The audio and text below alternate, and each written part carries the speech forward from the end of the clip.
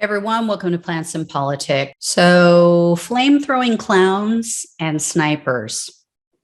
It's time for an episode of Get the Fuck Out. Get the fuck out of here. No, I cannot. It's serious. As you all probably know, a group called American Oversight sued the Arizona Senate to gain access to documents and records related to this joke of an audit that's been going on in Maricopa County for seemingly ever. I've been reporting on that, sharing information with you guys.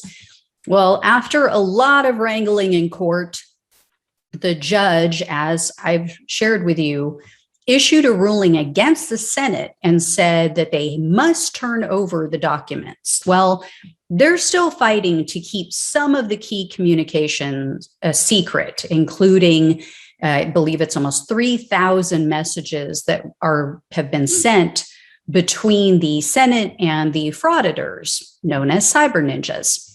But they did just hand over 22,000 emails and text messages and other various documents. And the people involved are even more insane than we even thought. First, let me give you some details about what we've discovered so far, what they're reporting. One detail that came out that I know you guys are just going to love is that some of the people who worked on this sham of an audit were paid up to $125 an hour. In fact, one person worked for only 12 days and they received over $20,000. Less than 2 weeks, they got $20,000. Great work, right? If you can get it. Yeah, crime does pay. And all of the contractors involved had to sign an agreement stating that they wouldn't post negative comments online in regard to the fraud. They even had to agree in the agreement to keep the agreement itself a secret. That's not suspicious. Another detail that emerged is that Donald Trump seems to have wanted to donate to the fraud himself, or at least through one of his groups, one of these PACs that he has set up. And he had asked others if the dark money fundraising group that was set up by Patrick Byrne was legit. Now, Byrne, as you probably recall, is the former CEO of Overstock.com. His dark money group actually was the biggest donor to this Arizona fraud. So it's possible Trump did donate, or one of his PACs donated. However, it's unclear. There's no evidence so far that he did donate, but that may come out later. I'll keep you guys posted on that.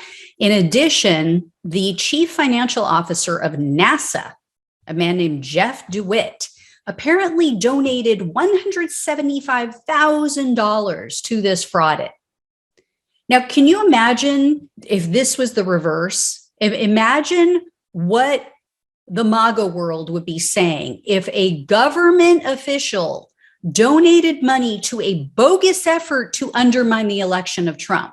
One other thing that we now know is that the former Texas Republican chairman, Randy Pullen, who's very involved in this fraud, he was discussing plans for this so-called audit all the way back in December of 2020.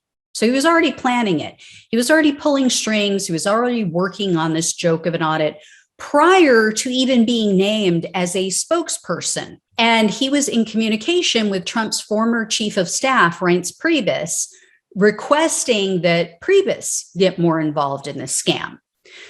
But here's the best part. Here's what you all came here to hear and see. A woman named Gail Golec, I believe is how you pronounce it, Golec. She apparently quit her job as a realtor so that she could spend every moment investigating Trump's bogus election fraud claims. Gave up her job to pursue what's a complete and utter lie. And even though she wasn't directly involved in the fraud, she tried to insert herself into the scam, and she kept warning them about threats. Evidently, Golec visited the Coliseum. She went there on numerous occasions. They even granted her access to inside the building. So keep in mind, I mean, these are people's ballots, people's private information, how they voted. And they just allowed this woman who is a former realtor who just wanted to come in, check it out, I guess. They let her in to see this blue light special bamboo fiber search that took place. And then Golick, what's come out through this 22,000 document dump is that Golick was communicating on a regular basis, it seems, with Ken Bennett via text message. Now, Bennett is, you've talked about him before, he's the audit liaison for the Senate. So what did this Golick woman tell Bennett? This is just too good. You guys are going to love this. So Golick was extremely concerned about Antifa and BLM. In one text message to Bennett, Golick stated, quote, "We were not able to discuss, but I have another question. Both back channels and General Flynn have confirmed that Antifa and BLM are on the way here. Can you please confirm that both DPS and the National Guard will be providing 24/7 security?" Obviously, we cannot rely on a private security company to take on Antifa and BLM. Thank you. The National Guard. The National Guard. She wanted the National Guard to come out and protect this conspiracy theory fraudit from the conspiracy theory of Antifa and BLM attacking. I mean, in a weird way, I guess it makes perfect sense, right? She's got to protect her conspiracy theory from another conspiracy theory. Yeah, and General Flynn, Mike Flynn, the guy who with his family on camera recited the QAnon pledge, where we go one, we go all, that guy, that's a reliable source. Wow, okay. But wait, it gets better. After Bennett responded and he kind of brushed her off, Golick texted saying, quote, "Here's the problem with that statement. The word is out. They are coming. Unless and until we get confirmation that our ballots are protected by these two agencies, we will assume they are not. Why not tell Antifa and BLM to back off now? We have them outnumbered and are armed and ready to do whatever it takes to protect our sacred American ballots." So she's worried or she's not? I mean, if Antifa and BLM are outnumbered, if they've got them outnumbered and everyone that supports this fraud is armed, then why does she need two separate groups of law enforcement to protect them? And these people fail to realize, no, it's not just your ballots that are in there. It's the people who voted for Biden as well, whose ballots are in there. Those ballots need to be protected too. But don't end the video yet, because it gets way, way better, I swear. So Golick went on urging Bennett to maybe contract with a militia group. And then this happened. Golick sent a text to Bennett with a picture of a black bus that had the words "Black Lives Matter" written on the side of the bus. And Golick wrote, quote, "FYI, they are here." They're here.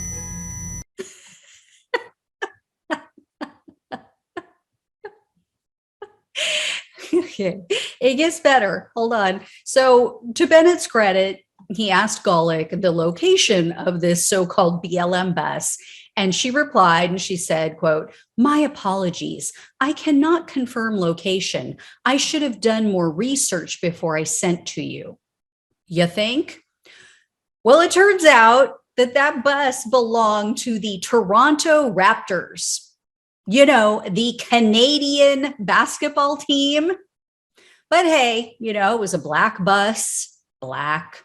It says Black Lives Matter on the side. So, I mean, naturally, Q-loons assume it's filled with violent black people coming to murder them and steal their country and their ballots. But like I said, it gets better. It gets way, way better, I promise you. On April 20th, Golick sent a text message to Bennett saying, "May I have a security update, please? Do we have National Guard, snipers for roof? Can you tell me if the public will be able to observe the online remotely? I've heard yes and no. So she wanted snipers. She wanted snipers on the roof. These people are out of their minds.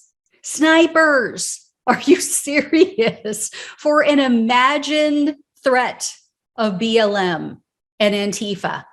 Oh my God. But wait, it gets even better or worse, depending on how you look at it. I have saved the best for last. Golick sent a text to Bennett, and she was very distraught about a carnival that was taking place next to the fraudit's location. I believe it was on the same property, just like next door to it. And she said, and I'm not making this up, I swear, she said, quote, "The hiring of clowns as fire throwers is, of course, deeply concerning." Of course. She added, quote, "Please do not ignore the video. The FBI should look into this." And then she said, quote, "There are no clowns at carnivals."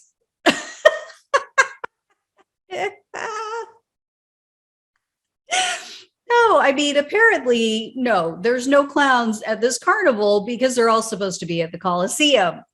So let me just paint this picture. There's a carnival going on next door to the Coliseum where they're doing this fraud. They're doing this fake audit that is steeped in conspiracy theory. A carnival sets up next door, and because there are, I'm assuming, clowns throwing things that are on fire, I don't know. This is concerning. Oh my God, the clowns are going to attack. I hate clowns as much as the next person. I think they're creepy. But would I be concerned enough to call the FBI? I mean, maybe the clowns took a wrong turn. Maybe they were at the wrong location. They were supposed to be at the Coliseum. Because there were plenty of clowns in the Coliseum. I guess they just weren't flamethrowers or something, but the FBI, you guys, she wanted the FBI to investigate clowns at a carnival because there are no clowns at carnivals. Seriously? Now do you see why this is a get the fuck out? This is insane. These people are insane. They're so detached from reality. It's crazy. This is lunacy. They see danger around every corner. What must it be like to live with this kind of fear all the time? You know, I was thinking about it. This is the inevitable conclusion of the Fox experiment. Seriously. Filling people with white fright on the daily. They tell them everything's being taken from them, everything's being stolen, the country's being stolen. Yeah, this is what happens. This is where you end up. Just for other countries considering, allowing something like Fox News in their borders. But like I say, you got to love these people because they do make you laugh. They make me laugh a lot. I mean, in a way, there are flame-throwing clowns, aren't they? They'll always be flame-throwing clowns to me. That's all I have to say. Anyway, guys, I hope this gives you a great laugh for the weekend. Take care. Thank you so much for watching and listening. I'll talk with you soon.